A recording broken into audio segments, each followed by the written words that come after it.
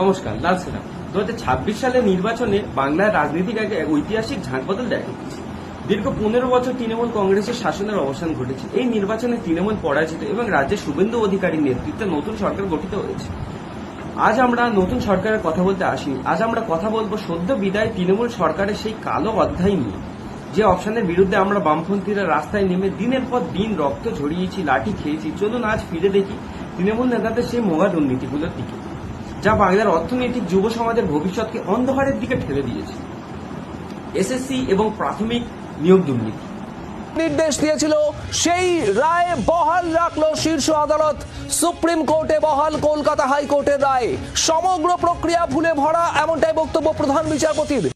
বাংলার বুকে সবচেয়ে বড় এবং নির্লজ্জ দুর্নীতি হলো এই নিয়োগ দুর্নীতি। যোগ্য প্রার্থীদের রাস্তায় বসিয়ে রেখে টাকার বিনিময়ে অযোগ্যদের চাকরি বিক্রি করা হয়েছিল। প্রাক্তন শিক্ষামন্ত্রী পার্থ চট্টোপাধ্যায়, প্রাথমিক শিক্ষা পার্ষদের প্রাক্তন সভাপতি মানিক ভট্টাচার্য এবং এসএসসির একাধিক অধিকারী। কি ঘটেছিল? 18 ঘন্টার অপারেশনে ক্লাব টাউন হাইটসের 1400 স্কোয়ার ফিটের ফ্ল্যাট থেকে উদ্ধার হয়েছে 27 কোটি 90 লক্ষ টাকা। এছাড়াও মিলেছে 6 কেজি সোনা, যার মূল্য 3 কোটিরও বেশি।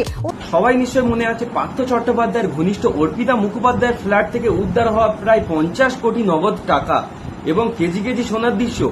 অন্যদিকে 500-600 দিনের বেশি সময় ধরে গান্ধী মূর্তির পাদদেশে রোদ বৃষ্টি উপেক্ষা করে বসেছিলেন আমাদের যোগ্য চাকরির প্রার্থীরা। মেধার এমন চরম অপমান বাংলার আগে কখনো দেখা হয়নি। রেশন দুর্নীতি পদক্ষেপ নিচ্ছে রাজ্য প্রশাসন। মুখ্যমন্ত্রীর কড়া বার্তার পর তৎপর হয়েছে খাদ্য দপ্তর। বিভিন্ন জায়গায় পরিদর্শনে যাচ্ছেন মন্ত্রী। রবিবার সেরকম একটি অভিযানে মিলল দুর্নীতির হদিশ। গরিব মানুষের মুখে ঘাস কেড়ে নেওয়ার আরেক নাম হচ্ছে তৃণমূল রেশন দুর্নীতি। প্রাক্তন খাদ্যমন্ত্রী জ্যোতিপ্রিয় মল্লিক বাবু এবং ঘনিষ্ঠ ব্যবসায়ী বাকিবুর রহমান। কি ঘটেছিল? কৃষকদের কাছ থেকে সরাসরি ধান না গিয়ে ভুয়ো কৃষকদের নামে টাকা তোলা হয়েছিল, আর সাধারণ মানুষের জন্য বরাদ্দ রেশনের চাল ও গম খোলা বাজারে চড়া দামে বিক্রি করে হাজার হাজার কোটি টাকা আত্মসাৎকার করেছেন শাসক দলের নেতারা। গরু ও কয়লা পাচার কাণ্ড। পুলিশ ও প্রশাসনের একাংশের মদতে গত কয়েক বছর ধরে বাংলায় হয়ে উঠেছিল পাচারকারীদের স্বর্গরাজ্য।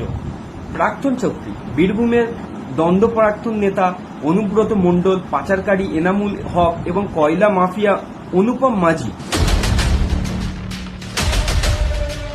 কি ঘটেছিল? বীরভূম থেকে মুর্শিদাবাদ হয়ে বাংলাদেশে দেদার হাজার হাজার গরু পাচার হয়েছে। অন্যদিকে আসানসোলের রানীগঞ্জ খানি অঞ্চল থেকে বেআইনিভাবে কয়লা তুলে কোটি কোটি টাকার কালো টাকা সাদা করা হয়েছে। এই পাচারের টাকা বকরা করে পৌঁছেছিল শাসক দলের একেবারে শীর্ষ নেতা পর্যন্ত। পুরসভায় নিয়োগ ও 100 দিনের কাজের দুর্নীতি।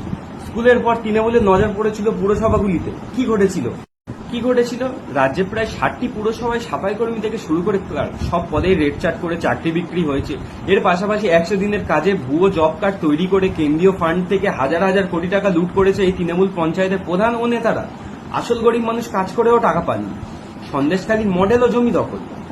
দুর্নীতির পাশাপাশি বাংলার মানুষ দেখেছে সন্দেশখালীর শেখ শাহজাহান ও শিবু হাজরাদের মতো নেতাদের ভেড়ি দখল, কৃষকদের জমি দখল করে এবং মা বোনেদের ওপর আবর্ণীয় নির্যাতনের চিত্র সবাই দেখেছেন।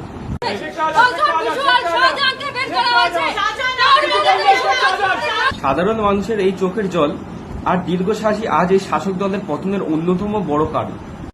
আজ তৃণমূল সরকার পরাজিত এবং বিজেপি সরকার গঠন করেছে, কিন্তু আমাদের বামপন্থীদের লড়াই এখানেই শেষ নয়। যারা এই দুর্নীতিগুলোর সাথে যুক্ত থেকে বাংলার ভবিষ্যৎ নষ্ট করেছে, তাদের যেন কড়া শাস্তি হয় এবং জেলে যেন পৌঁছতে হয় তাদের, সেটা নিশ্চিত করতে আমাদের নজরদারি চালিয়ে যেতে হবে। ক্ষমতা বদল হয়েছে ঠিকই, কিন্তু আমাদের দাবি একটাই, দুর্নীতিমুক্ত বাংলা এবং স্বচ্ছ নিয়োগ এবং মেহনতি মানুষদের অধিকারটা যেন পাওয়া যায়। ভিডিওটি শেয়ার করুন যাতে বাংলার মানুষ কখনো ভুলে না যায় 15 বছরের এই ভয়াবহ দুর্নীতির ইতিহাস। সাবধান থাকবে, লড়াই জারি আছে।